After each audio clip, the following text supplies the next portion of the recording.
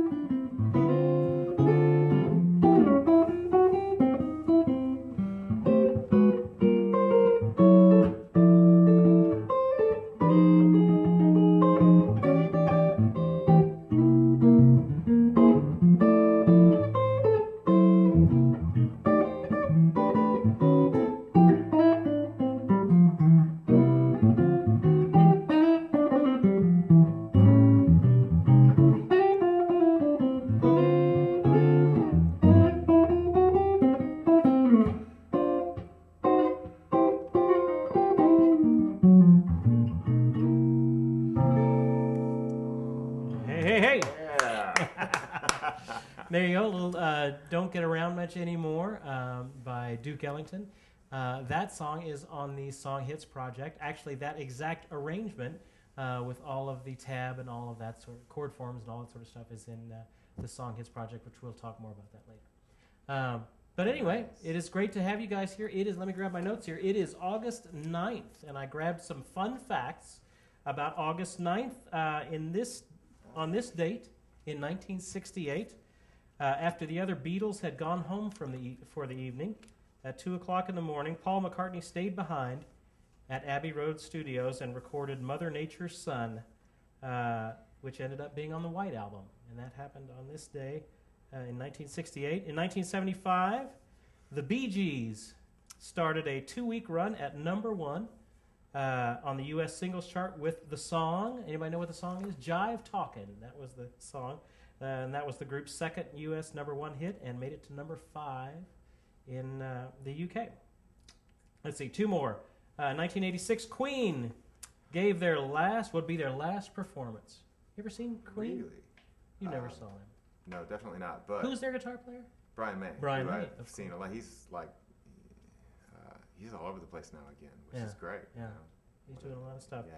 In 1986, they gave what would be their last live performance, and they appeared at Knebworth Park in England. And the last 2 songs the band played were, of course. Well, I don't know if I had to guess. If I had to guess or hope, it would be, I guess, Bohemian Rhapsody and We Will Rock You, right? Oh, wrong on both accounts. It was We Are the Champions. Oh, yeah, well. And God Save the Queen. So over 120,000 fans attended the show, and the advance tickets cost £14. No Wayne's World reference there? No Wayne's World reference. Sorry about that.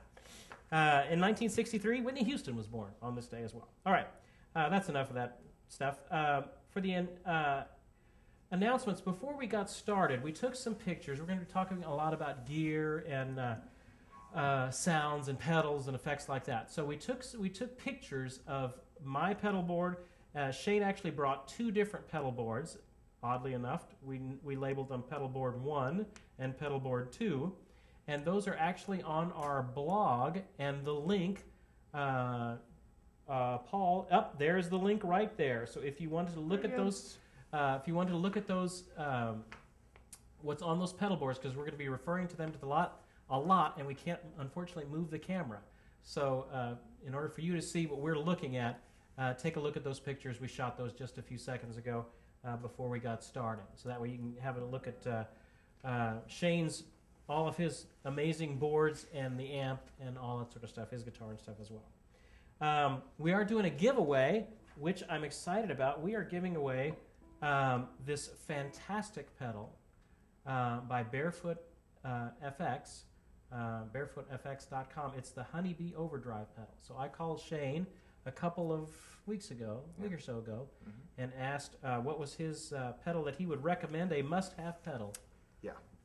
It's, I don't know that there's such a thing as my favorite overdrive out of all this junk, but that pedal for me is just one of those things that can make everything better. From a, like this scenario where we're trying to be really quiet, it makes your amps still feel and sound good, you know, a little bit of edge of breakup. And as I'm sure we'll talk about later, it's an excellent stacker, so just any pedal you want to combine it with, it brings out, it seems like, just glory out of that. It's definitely a desert island pedal for me. Well, they were very gracious. Don over there was very gracious to send us one. So one of you lucky people is going to win that pedal, which I think retails for $200 and some odd dollars. In order to do that, I know the stream is being seen in a lot of different places on Facebook and different places. In order to do that, in order to actually participate in the chat that we are on, that is going to be on our Facebook, not on our Facebook page, on our Ustream page, which is just type in my name in Ustream, Steve Krenz, and you'll come up to the Gibson's Learn and Master Guitar page, and that is actually the stream that we're actually going to be looking from. So if you want to be entered into that, you need to be logged into Ustream on our account in order to be able for us to be able to see you on that. And if you need to log into that, that would be ustream.tv. All right. Let's get right into enough of all that nonsense. Enough of this. Enough of this. Everybody, this is Shayne Hill. I've gotten to know Shayne over the last couple of years at church and different places. And Shayne plays with Sawyer Brown. He's played with Leanne Rhymes. Who else have you played with? Golly, since I moved to town, a bunch of folks. I did a tour with Shelley Wright, Ty Herndon, Little Big Town. I've done spotty stuff like, you know, just one-offs with folks like Leanne, Chris Ledoux, different acts like that. Did a couple years in Christian music, Avalon, Nicole Nordeman, some really amazing acts in that field. So, and I've been with Sawyer for about, I'm not good with math, but 7 years, I think. Great. Well, let's play a little bit before we get into things too deeply. We're just going to do maybe just kind of a simple E blues. Kind of back it off here so we can hear a little bit. 1, 2, 3.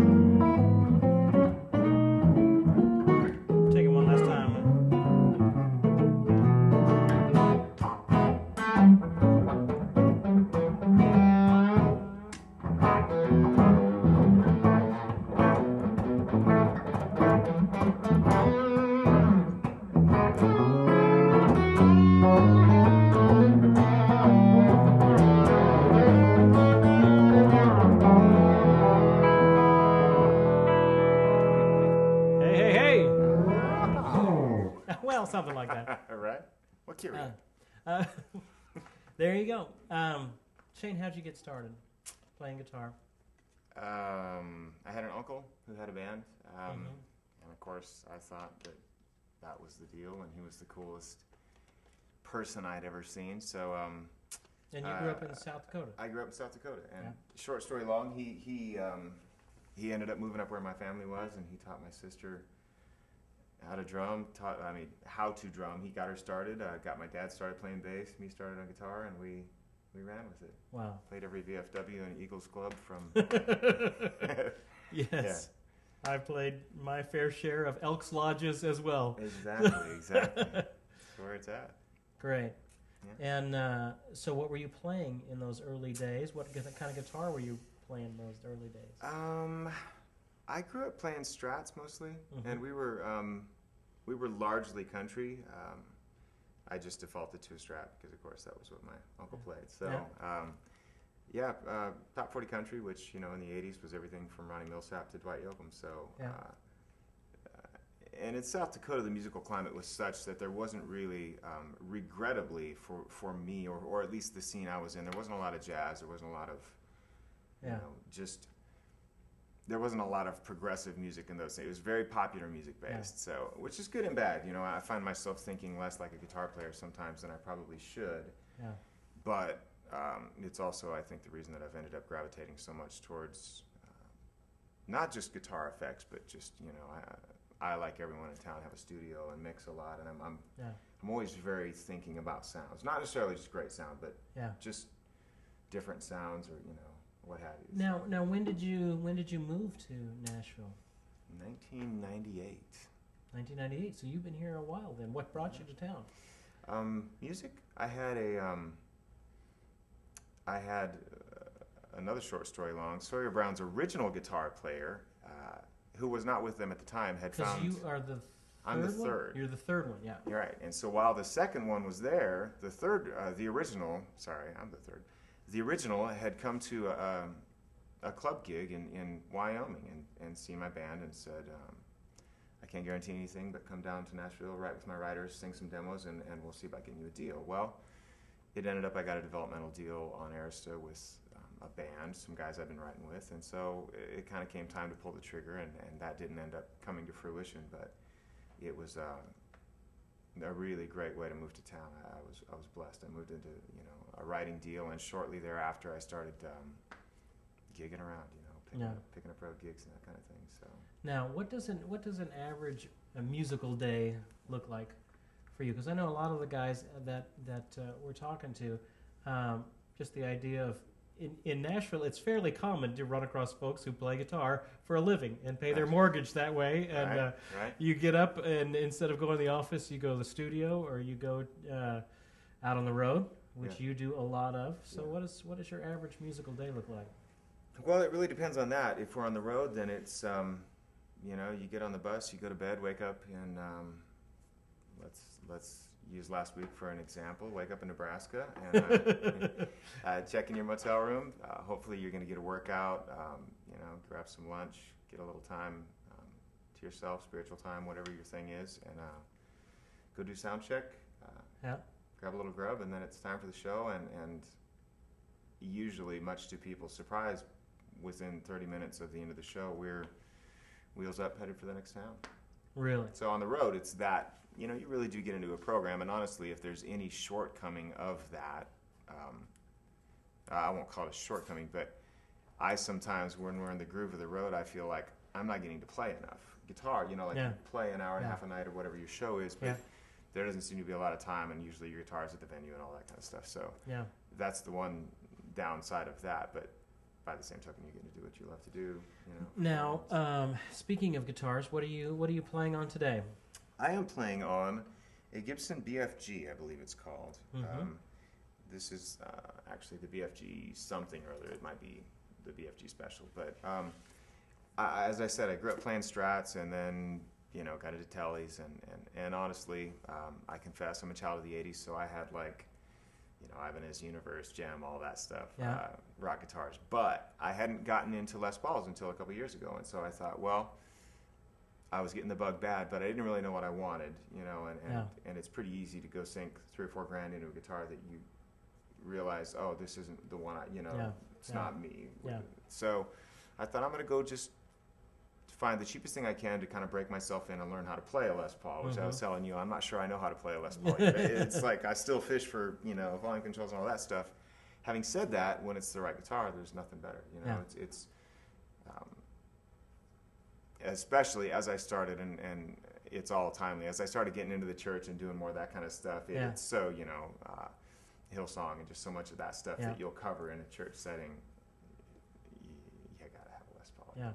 So anyhow, the BFG, I went picked up a bunch of them, and it was just the one that felt right to me, honestly, before I even looked at a price tag. It just kind of had the right spanky, almost Telly-ish, not, but So it felt right, the price was right, and I thought, okay, until I get my head around it, I'll start here, and I've loved it. So Play a little bit, just kind of give us a tour of the pickup combinations and how that works. So what do you have? You have a P90 there, and you've got a P90 and a Bucker. So it's very, and they're the stock pickups. I've thought about, do I need to go snobby and start, looking for replacements and whatever? But they're fine. They're,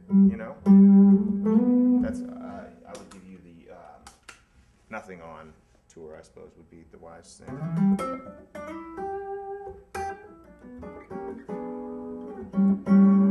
Very just nice warm P90 thing that it makes it a super versatile guitar. As I said, I'm not really a jazz hit, but man, it's great for that kind of stuff. And then the Bucker, which I think this is called let's see, I've downloaded some you got more info than I do, paperwork about that. P90 single coil neck pickup and a burst Bucker 3-bridge pickup. Yep. Which I think is supposed to be a little hotter, so it works out to be, and honestly, sometimes too much. I probably was like, showing too much teeth, but it's a great rock guitar. It's just nice and, but it doesn't have to be. I like that back pickup even just, very nice. And I'm not the king of getting great clean sounds out of actually a Les Paul. To be honest, it's more my thing to some would call it manipulate. I probably have to confess I'll destroy the sound of it sometimes. Stick on enough stuff. So just basically it's very no frills, bare bones. I think the finish is pretty. They don't put any glossy finish on it or anything, but real simple. 2 volumes, 2 tones. And it's not all that expensive. I think I've found one of them that it was like $1,500 or something like that. So it's not that expensive of a guitar. Not at all. I think I paid less than that. Yeah. So cool. Love it. When you're on the road, when you're playing with Sawyer Brown, you're doing probably chicken picking kind of stuff. And then probably degree. Just good old kind of country rock rhythm playing. Yes, although it's interesting. I tell folks when I first auditioned for Mark, I went into his studio and first of all, that can be a somewhat neutering experience anyhow, because your amp's in the other room and it's you and then the producer sitting in the chair going, show off, or whatever, play for me, So that was a little weird. But everything I played, he was like, great. I played, they had the live CD, and so I played along with the live CD, and he was like, great. Make it louder, dirtier, So the whole thing is basically just to go out and have fun dumb rock show. So you get to play whatever you want. I wouldn't go out there with recto kind of game, but I'm honestly carrying a different. I don't have my Sawyer rig here today, but this board is. But I'm carrying a 100-watt plexi clone from Metropolis out there, and it's gloves off, do whatever you want to do. So it's pretty cool. Now, so when you, because I know some of the guys on the discussion board were asking about that, when you auditioned for Sawyer Brown, they had gotten your name somehow, or you found that there was an opening, or the previous guitar player recommended you? Sort of all of the above, actually. It was interesting. I was doing, I think I was just finishing up an Avalon tour, maybe, and just bouncing around here and there, a little big town, just a couple of different acts. And a guy that I had worked with named Doug Sizemore, I still owe you a check, Doug. He's Reba's band leader. And so I had worked with Reba and Shelley Wright's band, and it's all just, basically it's the tentacles of the network, So I had worked with Doug and really got along well with him, and he was good friends with Hobie and Mark. So they were doing a show with Reba, and Mark said, well, Duncan's leaving to go be a pilot for Southwest. And Doug said, I know the guy. So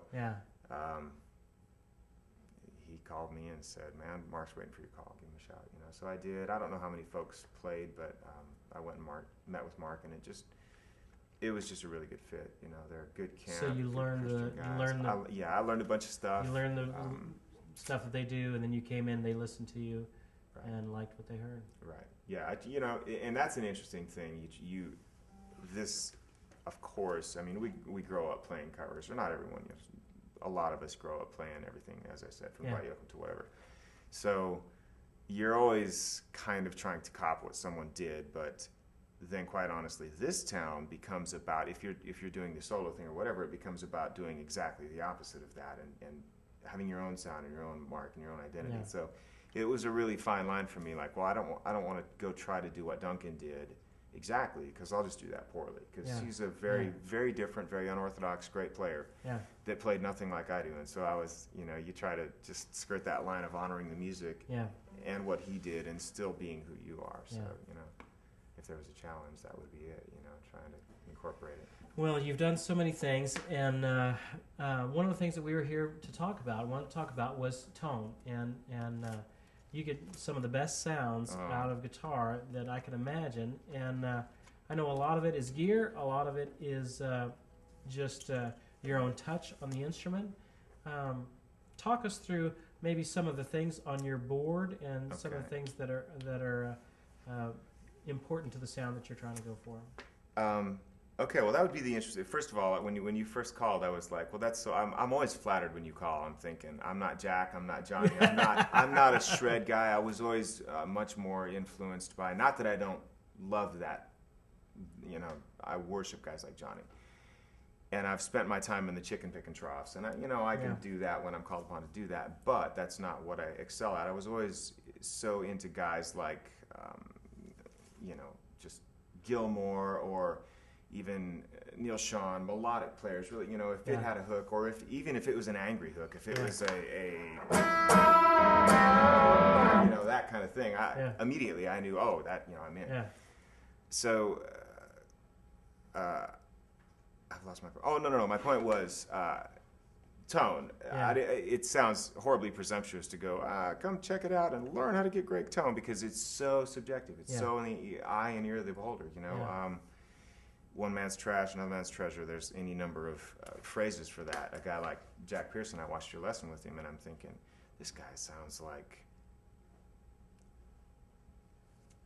he's unbelievable, and he's got a tube scream, and he's going, they all sound the same, whatever, anyone, That's true. And Jack is definitely a minimalist. And it's incredible. I so don't diminish that, because I'm like, oh my goodness, I guess that's what you get when you got, just amazing hands.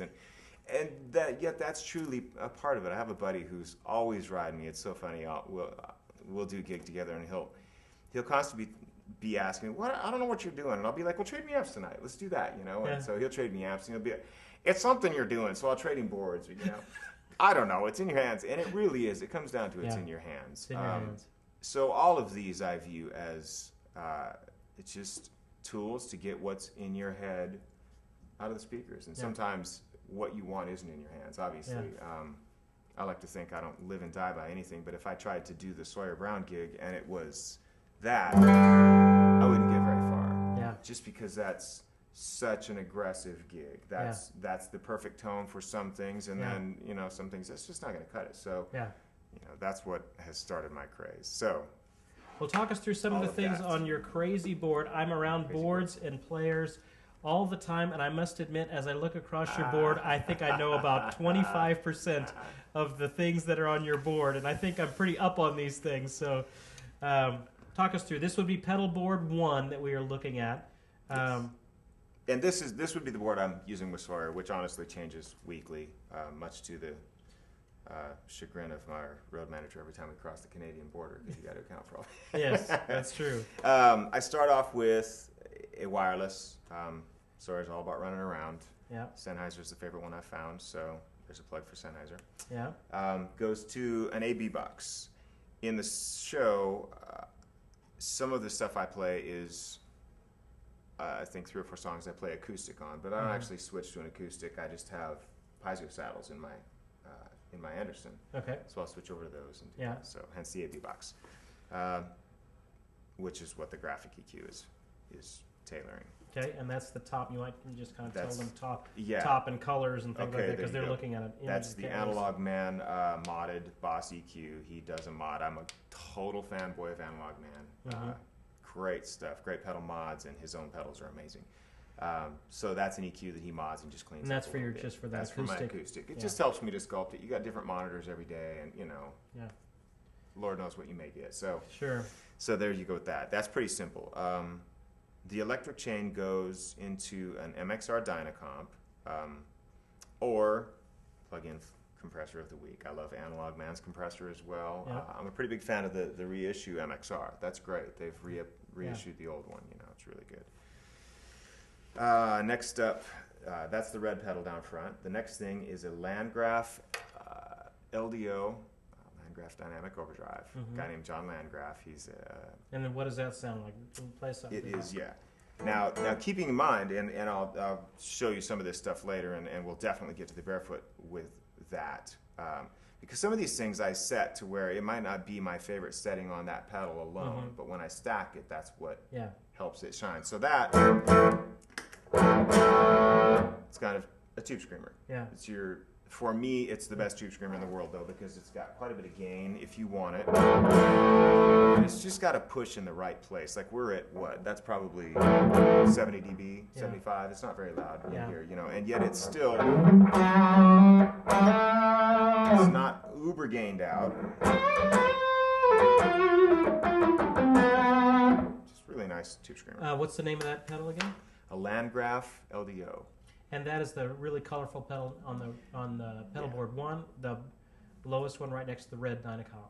Yeah, looks like someone dropped their paint bucket on it. So you've got that overdrive, and then what else do you have? Do you want me to go in the order of the chain or the board? Go the chain. Okay. From there, I jump to an Analog Man King of Tone. What is that doing for you? That is also I'm a drive flavors guy, so that is also drive, but that's lighter stuff. That's a 2-channel drive. You can use either side alone or independently. So side 1, I have set up just a little grind. It still stays.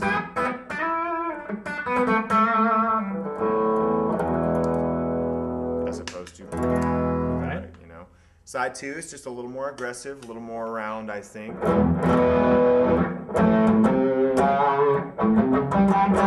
Still not quite as gainy as the Landgraf. Together, they're very gainy, but I don't really use it that way that much because it kind of gains out for me. You know?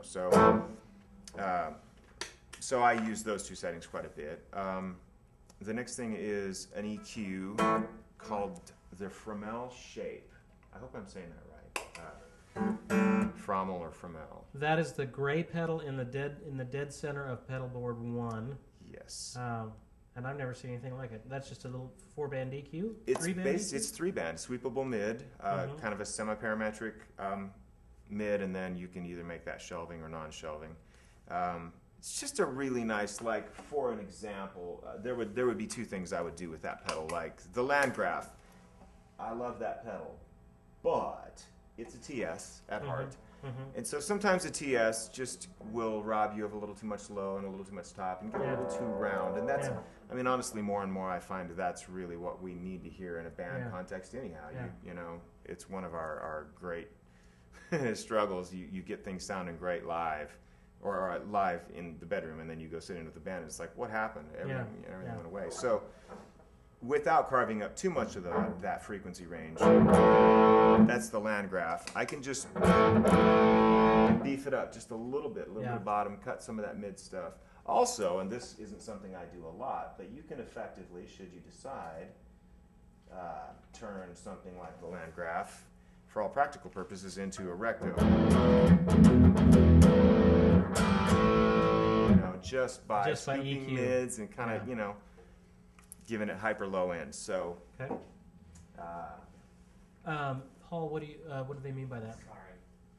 When you talk about the pedals, just describe What they're looking like? What they look like? Okay. Okay. That, well, I'll say that on the Fromel because I think it's one of the most beautiful pedals I've ever seen. I love that pedal. That's the gray one with the wave-looking thing on it. The wave-looking thing on it. John makes a great pedal. So EQ, I'm finding more and more too, and it's not, you know, there are some discussions about all pedals are the same, they just have a different EQ curve, and that could apply to a lot of pedals, I will say that. Having said that, certainly a lot of things come into play other than that, you know, gain being pre or post EQ, and just the feel of things, and diodes and all of that, as you know, it's what makes a Klon and a Timmy, you know, so. So after that, where does it go into? Okay, so after that, after the EQ, which I may or may not use depending on what I need, where do I go from there? Honestly, I'm not sure that's the order that should be in. This is something I threw together a couple weeks ago, and I do that every week. But next is the Honeybee, which is basically at the end of my dirt chain. So I don't use the Honeybee as anything really dirty. That's with it. This is without it. So with it, I'm just using it to kind of a little bit. It's not super heavy. Well, that's a really sweet sound. It's super nice. It's the anti-TS. It'll give you a ton of bottom if you want it. A ton of nice top, and it's not scooped by any stretch, but it's just not that 900 hertz thing, you know, fisting. So the Honeybee pedal, guys, is that golden-looking pedal. We're on Pedalboard 1. The golden-looking pedal kind of off to the left side. That's that Honeybee pedal. And while we are talking about one of you is going to win. As long as we're talking about the Honeybee pedal, it is about that time. Isn't it about 7:30-ish? Time to give away something. Holy cow. So let's give away one of these pedals. How long have you had that pedal, by the way? Golly, I don't know, a year or so? These are custom made. So this looks like a small pedal, but this is actually a dynamo pedal for overdrive. It is. Well, it's very small footprint, which I honestly love because you can cram more junk on a board. But actually I haven't even had it a year, but yeah, great. Just small. It weighs a ton, right? They're like, you know, they're pretty. You don't want someone to throw that thing at you. So the great overdrive pedal. This is actually pedal number 267. So we're not dealing with a mass-produced pedal. This is a custom manufacturer and out of St. Louis, but they also have St. Louis, USA. Also have an overseas component as well. And this is number 267 of this Honeybee pedal. I did have some specs on this Honeybee pedal. Oh, if I can find this out. It's got volume, drive, and then the middle adjusts the EQ. Is how that's working. Yes. Controls its saturation a little bit. Yes. Called the nature knob. Is it really? I think so. It does talk about things like this. Oh, it's kind of funny stuff. Anyway, if you want to look at this, this is the Barefoot, B-E-A-R, foot Honeybee overdrive pedal. Retail price is $222, and somebody is about to win this. Are you ready? Yeah. We are going to do this a little bit differently. We've had problems with the giveaways in the past, or just confusion. So we're going to do this completely different this time. I'm going to ask you a question, and the first one to give me the right answer wins the pedal. Oh my goodness! This is how this is It's a going. test. It's so a no test. more, No fair. no more of this random That's not private winning. message stuff. You know, people getting upset at me because they didn't get the message. We're just going to go old school. If you tell me the right answer, you get the pedal. The first one to tell me the right answer. All right, Steve, what question are you going to ask? Well, if you were paying attention at the beginning of the broadcast, I said some very important things. Am I eligible for this? You are not eligible for this. Okay. I gave you some things of what happened on July 9th, August 9th. And we talked about different, people who are doing different things and whatnot. And see if I can get to the page I was looking at. And so I said, earlier in the broadcast, I said that in 1975, the Bee Gees started a 2-week run at #1. Are you ready? Are you by your keyboard right now? The first one that gets this right gets the pedal. Of course, you got to live in the U.S. Sorry about that. The Bee Gees started a 2-week run at #1 on the U.S. singles chart with a song that ended up being the group's second U.S. #1 hit and made it to #5 in the U.K. What was that song? Ready, go. Oh! Holy cow! Wow, the answers are coming along. We haven't. I can't. It's too many of them came in the fast. So, Paul, you will have to tell me who The won. server's gone down. There's so many of them are flashing through. We will get that. We're trying to track it down right now. We have our top people working on that. The answer to that question was. It's already gone. I don't. Oh, I can't even see who it was. you don't have it? I've got it. No, it all went away. Okay, wait a minute here. Sorry. Someone guessed it right before you actually said it, so I don't know if they technically. The first one that I have.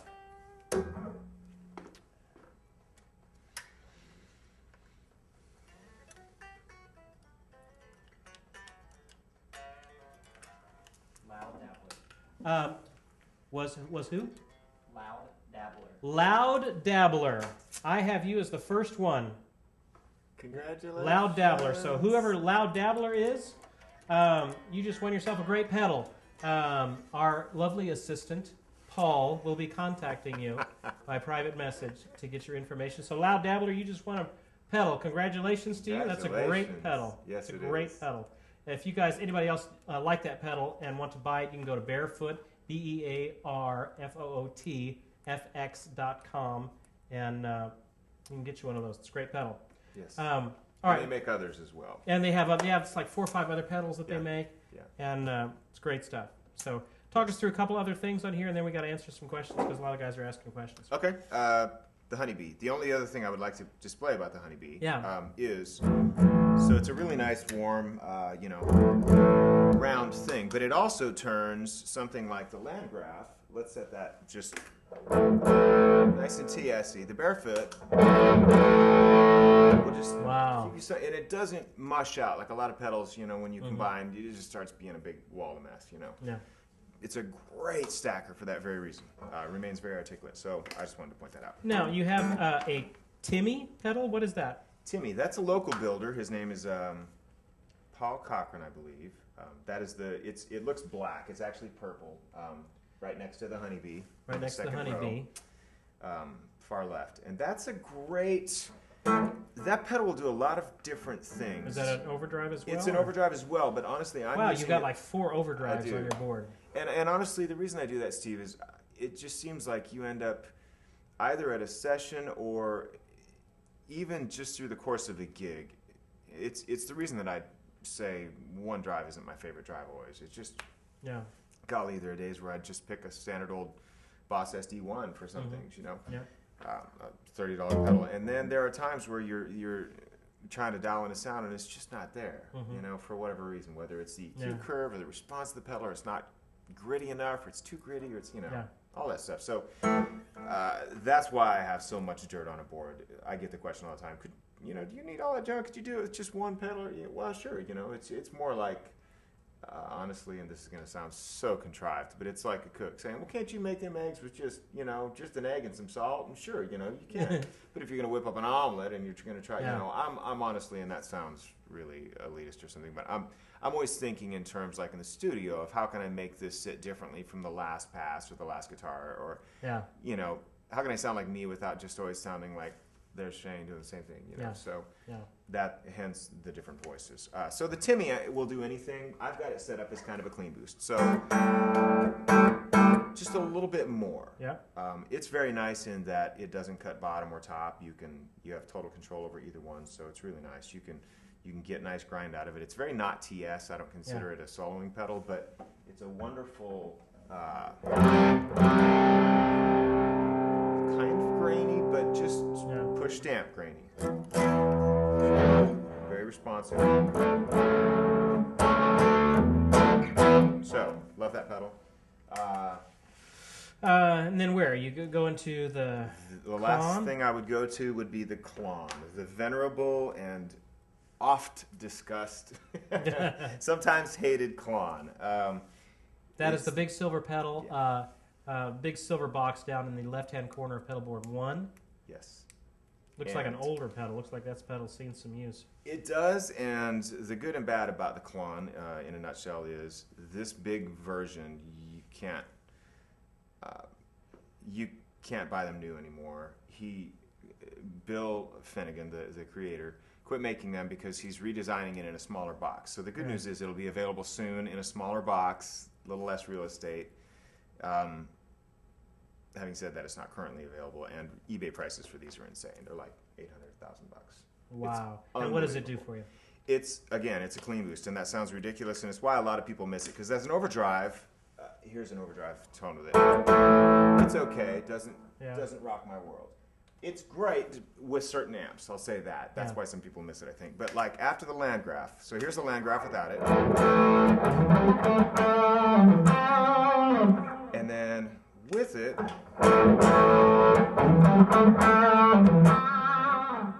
it's a muscular pedal. That's all I know to say about it. It's like the best clean boost in the world. It pushes mids, but it's not MIDI, and it opens top, but it's not sharp, and so hence all the discussion about the pedal. Great clean boost, one of my favorites. It's worth the real estate, but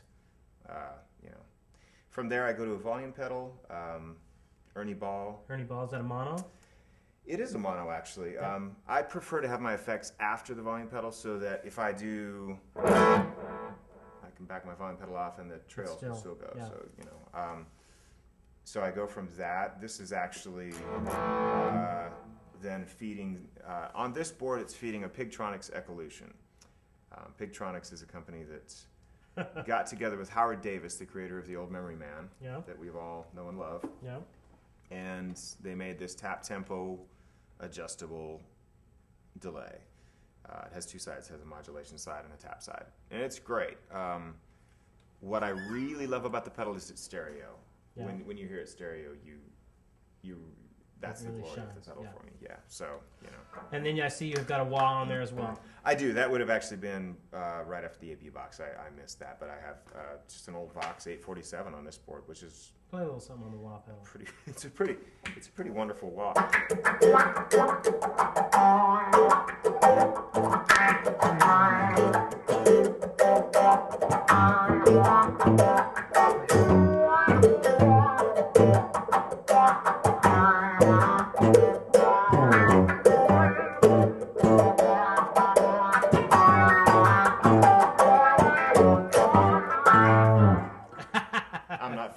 Great.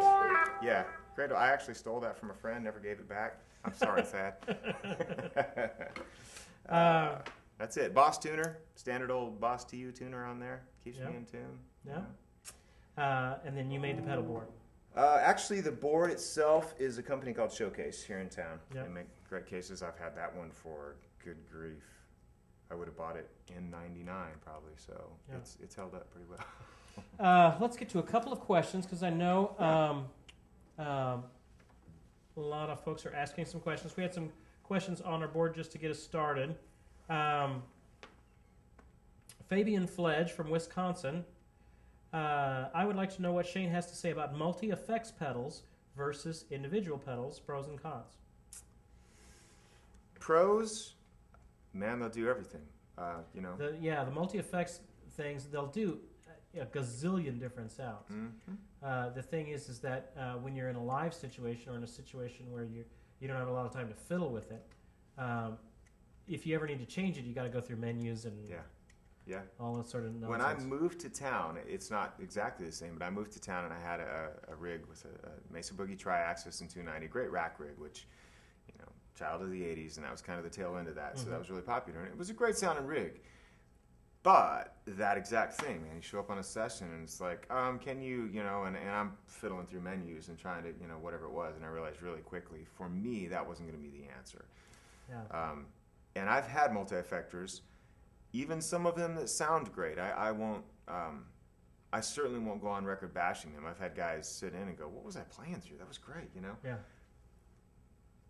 But for me, the added convenience of being able to lean down and twist a knob is really huge. And then, quite honestly, there's just something about good old analog goodness. Every time something converts my signal to digital, I feel that. It's a matter of just the conversion and the latency and the, you know, if you look at in the studio. I don't know how to describe it, guys, but there is something, there is a warmth and a heart, a feeling that is in your tone when it runs through real analog items.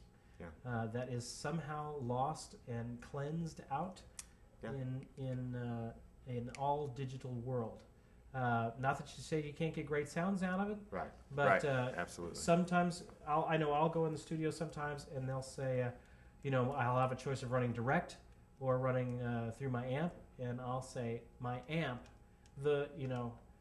10 times more my amp. Something about air, moving cone, moving mic, diaphragm gives a beef to the tone that you just can't get when running out direct into it. And sometimes, honestly, Steve, it's a you know, I don't want to come down on digital because, man, it's come so far, and I work in Pro Tools every day, and I love what digital is great for.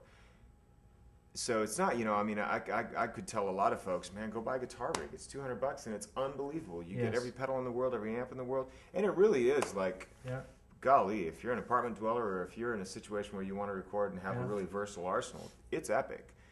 It's also just something about a feel thing. I've played things on a pod, which, you know, isn't my, I'm not trashing Line 6. They've really been innovators, but it's not my favorite thing. Having said that, I hated playing it because there was the latency and just it felt squashed and the feeling and whatever. And then the engineer would send it through an Avalon and some other good stuff, and it would come out and I'd be like, wow, that sounds really good. You know, it's so much about, back to the EQ. It's about EQ sometimes, but for me as a player, it's about feel.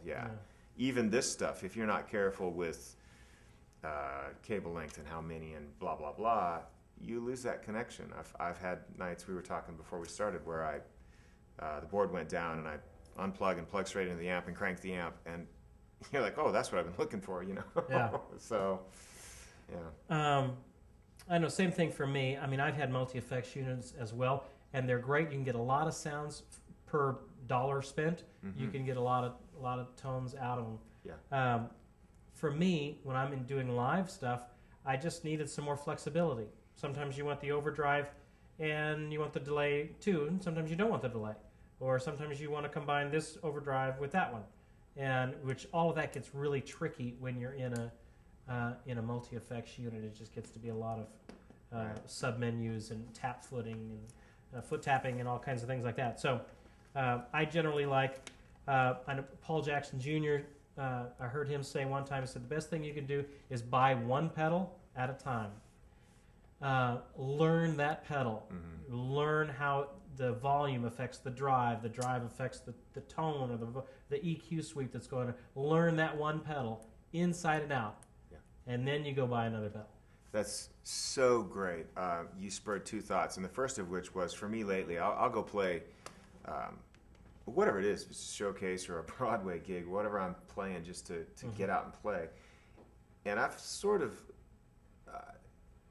thought it'd be fun to just make yourself take one pedal to a gig like that and really force yourself to lock down with that pedal and know, I mean, this obviously is a collection of 30 years of playing, so it's not like I'm just ran down to rock block and wiped them out. But by the same token, it really can get excessive. I'll rediscover pedals that I've gone, that wasn't it. Well, that wasn't it with that amp or that, that happens to me all the time where it's like I've got a matchless, it's a wonderful pedal, or amp, but I've sold more pedals because they didn't work with that amp, and yet they would be great for a blackface Fender. So, there's that too. In general, what is the proper way to connect the various pedals on a pedal board to avoid unwanted noise? What order should they go in, just from a basic standpoint?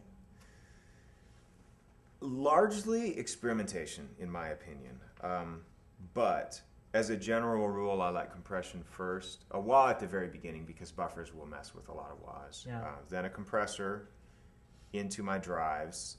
There's much disagreement about the order of drives. Heavy drives first, light drives first. I think it's anybody's guess. Here's an example. There's this pedal I just got called the Super Duper Drive something. Kind of a grainy, grindy. It's cool. It's so going into the King of Tone. This is the yellow channel of the King of Tone, the analog band. That's one sound. Then hitting it, the King of Tone into it, is going to be a whole different thing that in that scenario is not very pleasant. That was the same thing, same setup, everything. That's honestly why I brought that pedal. So most of the time, use your ears. You plug in and just go, that's horrible. Yeah, the order does affect it. Totally. Very much so. The order of how the pedal goes into, because that's basically how I do mine as well. First thing my signal sees after it comes out of my cable is the compressor. And then it goes into my drive effects, distortions, drives, things like that. After that, it goes into my EQ, just so I can plug my acoustic into there and get two things out of that. After that, it goes into my volume. After volume, then it goes into my modulation kind of effects, which would be my chorus and things like that. And then it hits delays, and then out through the... Right, and there's no right or wrong. There's really no not. right or wrong to it. Generally, the drives would come before your choruses and things like that. Sure.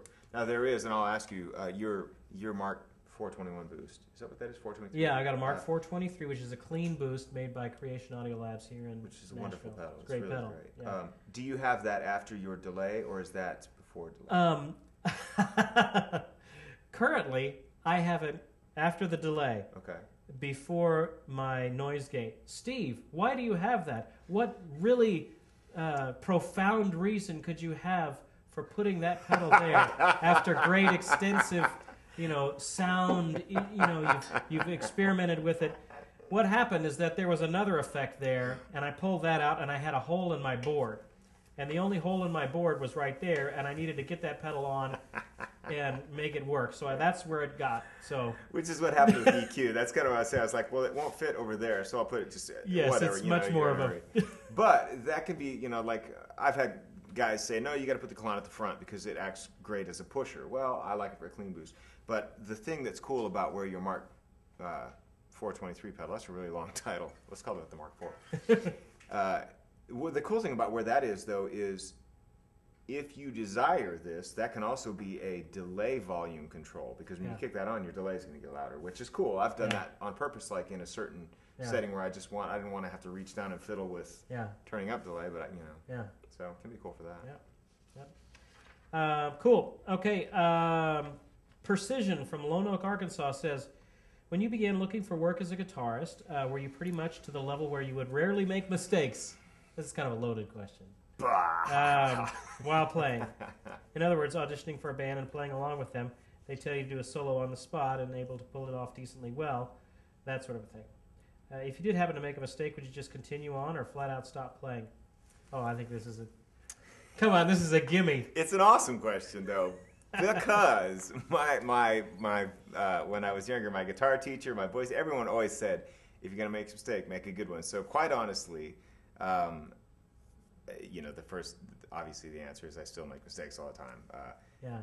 And in point of fact, if I make a mistake, you might hear me repeat that exact same mistake in the next bar, just because there are no mistakes if you resolve it, right? Well, that isn't always true, but it certainly can be to a degree. If you fumble up on let's say you're in a solo and you're kind of going for something, and you were going for one tone, and what you hit was not the tone that you were thinking you were going to catch. A lot of times you can, if you play it again, you can make something out of that. Yeah. If it can take you not by your first intention, but just by hearing that, and you go, oh well, I could maybe go this way, and you can make that work by. It just kind of gives you an option that you weren't thinking of. Yeah, I mean, you hear it said, and it's obviously there are guys who can prove this otherwise, but there are no wrong notes, and you hear guys who can prove that, who can just make you grip the edge of your seat with how outside it is, but yet that's what keeps it interesting, So it's that's a diversion from the question, but I still make plenty of mistakes, and obviously I would strive not to. But by the same token, man, if you're playing at all from your heart, and you're playing with any kind of just, for me, it was always about some level of just getting inside the music and the reckless abandon of that, and so I'm unable to a fault, I'm unable to really be a thinking player where I'm thinking, okay, how am I going to get to the 3 flat here? And it's so melodically driven for me that even when I sit with guys and take lessons, and I still take lessons from guys that kind of are always guiding me with the stuff that I don't do well, which is thinking. That sounds hilarious to say. I don't think when I play, but I find myself so on autopilot with melodic stuff taking over that even if I've learned I've sat down and learned licks and learned, whatever it is, Married to a Waitress, and yet if I'm playing a solo, just me, I end up just playing slow melodic. It's very, again, Gilmore or whatever your reference is. That's where I fall. So I don't know. It's interesting. While I'm thinking about it, do you talk to us about how when you warm up or something like that? Do you have an exercise or something that you use, or even just finger exercises? Got any? I do. There are things.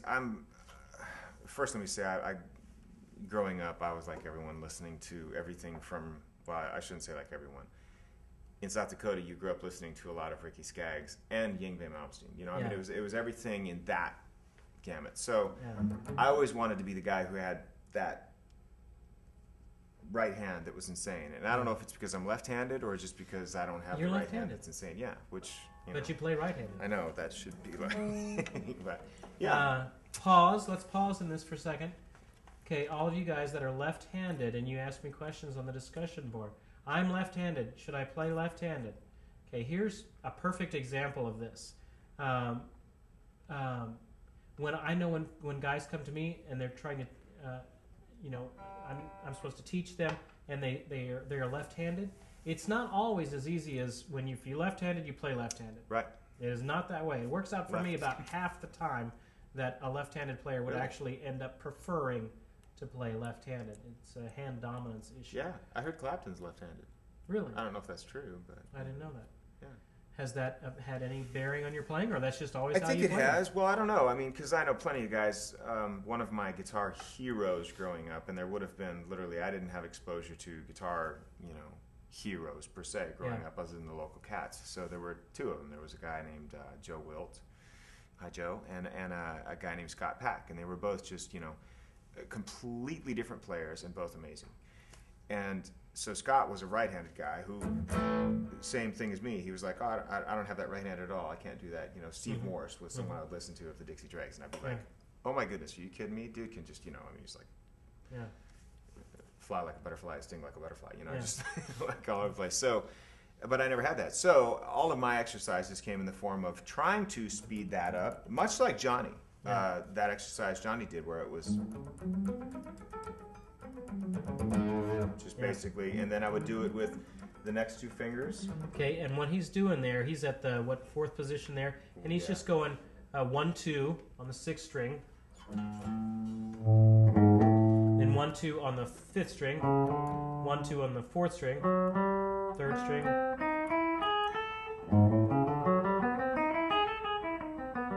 I don't know if you go down backwards or whatever you do, but Yeah. and then you do so that works these 2 fingers. Plus, it really gets your picking hand going. Yeah, up, down, up, down, up, down. Yeah, and then you go to other finger combinations. Then I go to I go to 2 and 3, and then that's it's wonderful for developing pinky dexterity. Going from 3 to 4. And then this exercise, which was a Steve Morse exercise, actually, also went like that. Okay, what are you doing there? So I'm going 1, 3, 2, 4 on the 6th string, Okay. and then 1, 3, 2, 4. Wow, Yeah. that's tough. It's 1, not really 3, 2, melodic. 4. 1, 3, 2, 4. Next string. 1, 3, 2, 4. Next string. 1, 3, 2, 4. 1, 3, 2, 4. 1, 3, 2, 4. It's not meant to make music. It's meant to be. Right. You're kind of going to the gym for your hands. Exactly. Exactly. And it can be any. I mean, when you get bored with that kind of thing, and you will, it can be any combination of that. So you can go 1, 3, 1, 3. You know, skipping strings, and then back for 2, 4, 2, 4, 1. Just anything that's making you really get your wits about you. Because obviously, when someone grabs a guitar first, it's just it's very foreign. But so is tennis when you first whack at it. You look like you got no swing. So I did stuff like that, stuff like just pull off stuff. Since I was left-handed, I would do stuff like you could have your hand. I can't mute that way. I but can that hear kind of the stuff. questions coming at me right now from the computer screens. What on earth was that? What just happened there? All right. You're going to have to play that about 100 times slowly. And since I don't have a right hand like a Steve Morse, I had to largely lean on my, first of all, fingers. I was very much, whoever you credit that with. I actually started, this is a secret I'm telling you, when I started on banjo for like 2 weeks, and I realized there's no money in banjo. No, I'm kidding. But that's an excellent way of having, just finger dexterity and that sort of thing. So it definitely was very helpful for a guy who didn't have this kind of game. Yeah. But I also leaned very much on just left-hand strength, whether it's because I'm left-handed or not. So hammer-ons and pull-offs became my thing for sure. So that was just a pull-off exercise that is 5th fret, 2nd finger. Let's start on the 2nd string. Okay. I count from bottom up. Okay. That's right. 2nd string, and then I'm pulling off to the 1st. Okay. And then open. Okay. And then, Okay. And then 7th fret with my pinky. This is good pinky exercise. And pulling off to the 2nd finger. So 2, 1, open, and then 4, 2, open. Okay. Yeah. Now you can either pick it. It can be right, and it's actually probably better if you're it sounds cool if you put drive on it, but it's also a great exercise just in doing it with nothing on, just to try to get your strength where it's clean. You can start real slow, and any strings you want. It's going to be obviously, and it almost.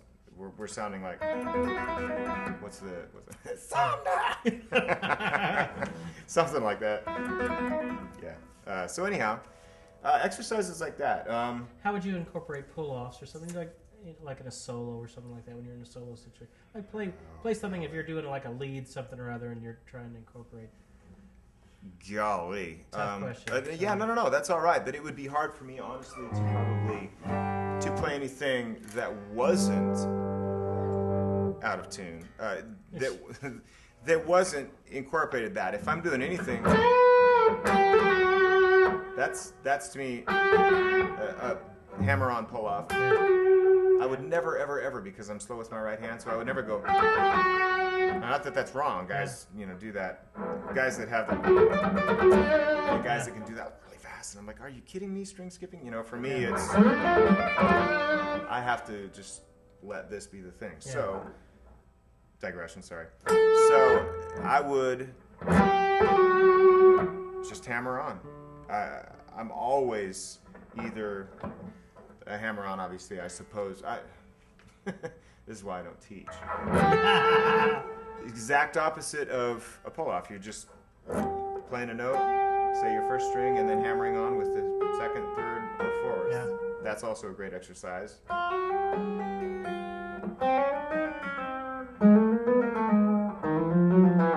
not actually playing anything other than the first note, and I'm just...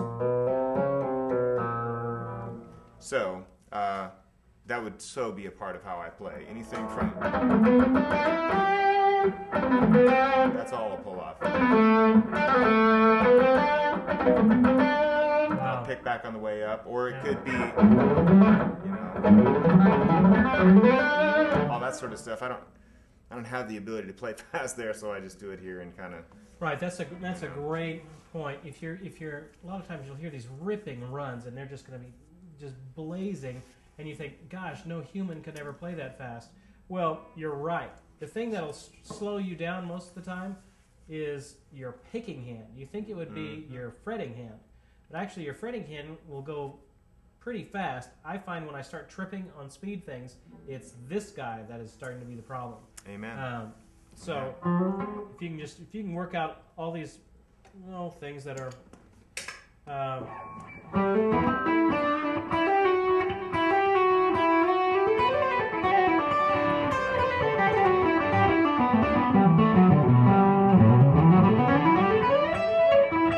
so it sounds huge, but I'm actually just doing hammer-ons.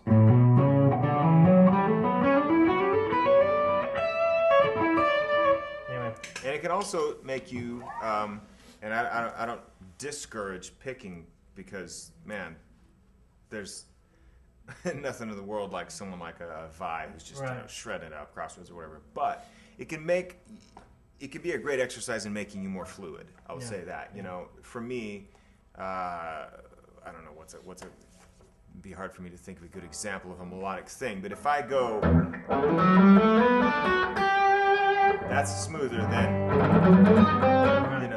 you're just not going to be able to get the same vibe out of that by trying to pick all that fast. So it can really smooth you out, just those legato things. You don't have to pick everything in order for it to stick out if you've got good hand strength, so. Well, you have blown another hour listening to us. Gosh, we didn't even get to half of these questions here. But it is time to wrap up. Let me do a couple of announcements before we go, because I want to make sure that we play something before we go. Let me just kind of go on to tell you about some of the other things. A lot of things that you guys are asking about on the board is our new project that we have been working on. Secretly, I have been putting together this whole new course called Learn and Master Guitar, the Song Hits. And it is actually funny that we're talking about it now. This has been something that has been consuming me for 6 months. So back in January, I was working on this. So it's funny to be talking about this in August. But now it is finally getting where it's done with all of the manufacturing, or it's done with all of the production on it. It's off to being manufactured right now. Here's what the deal is. You guys have been asking about what is the Song Hits. Well, here's the kind of the thinking behind that. The Learn Master Guitar course, of course, you have your 20 sessions, and I give you a couple of songs in there, and I give you a couple of songs along the way, and lots of exercises. Well, I'm forced to use public domain songs, so that's why you end up with playing songs like Jingle Bells and goofy little songs like that, because it is very expensive to use regular songs. If you want to make it in this town, become a songwriter. That is the message of that story. Amen. But we have worked it out. So, but always it's been in the back of my heart, gosh, people learn best when they have a familiar tune, a familiar melody that they're trying to learn, and they're applying the skills that we're learning about in the course. So I've recommended the Hal Leonard books, the Easy Pop Melodies books a lot, just because it gives you something that'll work on with song hits. Well, now that we've gone around a little bit and we've got a little bit more developed, we were able to work out some arrangements with some of these publishers, and we were able to get a lot of songs. So all that to say, Now, instead of working on Jingle Bells and songs like that, now you can be working on, what are some of the ones we do? We do Crazy by Patsy Cline. We do Taking Care of Business by Bogman Turner Overdrive. Black Horse and the Cherry Tree by K.T. Tunstall. A lot of great tunes. Yesterday by the Beatles. All kinds of tunes. And I put them as it would go along with the course. So if there's 2 songs for each session of the course. So if you're in the jazz section, session 18, well, in the book I can just give you some chord melody things, but in the song hits course, we're actually doing Satin Doll and Don't Get Around Much Anymore, that arrangement that I just played for you, and we talk about soloing, and I'll show you those specific songs in that arrangement. So the complexity of the songs goes along with where you are in the course. So like when you're in session 2 and session 3 and 4, where we're just learning our notes on our strings, notes in the first position, then I give you simple songs that are going along with that at that skill level, and then it gradually gets more difficult as you go throughout the course. Anyway, we cover a bunch of great songs. Let me see if I can find my list here. I won't be able to say them all, but here's some of the songs that we do. Rock Around the Clock, Footloose, Friends in Low Places, Dixieland Delight by Alabama.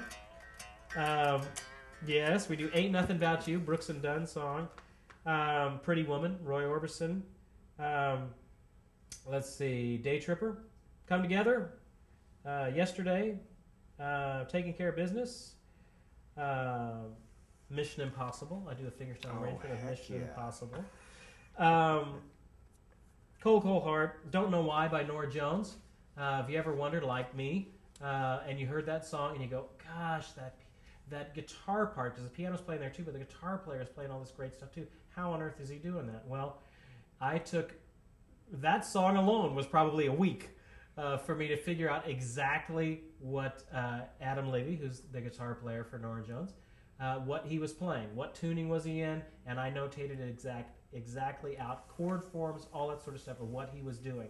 So it's not like on the internet where you get somebody's best guess at what's going on. No, I put down exactly what that guy played, researched it all, saw the videos of them live, watched what he was fingering. So tried to be as accurate as I can. You've got the tab, all of you tab guys, don't fuss at me, because I don't give you tab. I gave you tab in this one. So you've got music notation and you've got tab. Anyway, that's the Song Hits Project. You got 2 songs for each session of the course. This is a lot of information. Figure the teaching portion on each song is roughly 20 to 30 minutes. So it's like 10 DVDs if I remember right. So there is many, many hours. It's about probably 2/3 of the size of the main Learn and Master Guitar course. So there is a lot of instruction in there. The guys are going to be offering a pre-sale, which actually you can look in the newsletter, which you should have gotten in your email box today, and that has a link for a pre-sale, which is going to begin, the guys told me, Tuesday, August 16th through Sunday, August 21st, and they'll be offering it at some special price, and you can get it there, and then you're not going to see it again at that price, just for all of you Learn to Master Guitar guys. So anyway, it's a great deal, and it's what I've wanted to do all along in being able to offer contemporary songs and while you're learning along the way. So that's what the Song Hits Project is. I put a lot of good work into it. You guys would like it. Let me officially say we didn't skimp any corners on it. I was busy for months writing this and detailed it all out. So it's a good course. Cool. All right. What else do I need to say? The next live lesson we're going to have is August 23rd. A couple weeks. I'm going to take next week off because you guys just wear me out. No, I'm just kidding. So we'll take next live lesson will be August 23rd, and we'll just have an open talk. We'll talk about whatever you guys want to talk about. Just confirmed today that on September 13th we're going to have Grammy-winning flat-picking guitarist Russ Berenberg will be our special guest with us. Very nice. Cool, very cool. If you've heard any of the Ken Burns series, Civil War series, and you heard all that beautiful flat-picking in the background, that was Russ Berenberg. He will be here with us on September 13th, so make plans to be there for that. Gosh, I am so tired of talking. We should play. Sound great. One more thing, and then we'll encourage you guys. We have roadside assistance videos, which you can link to on the discussion board. We'll just look up at the banner up at the top, and it'll say roadside assistance. What those are is as you're going throughout the course, if you're in session 4, session 5, whatever, you tell us where you're at, and it will send you videos that offer tips on exactly where you're at. So if you're in session 5, you just finished session 5, you're going into session 6, click that roadside assistance video and then tell them you're in session 6. You will get a video immediately from me saying these are the things you need to look out for in session 6 and some tips and things like that, some encouragement. So make use of those. Those are great tools for you as well. All right, enough of that. Let's play a little bit. Sorry, I'm just not enough of that. Too much talking tonight and not enough playing. Let's play. We're going to do just kind of a boogie-woogie thing, maybe in A.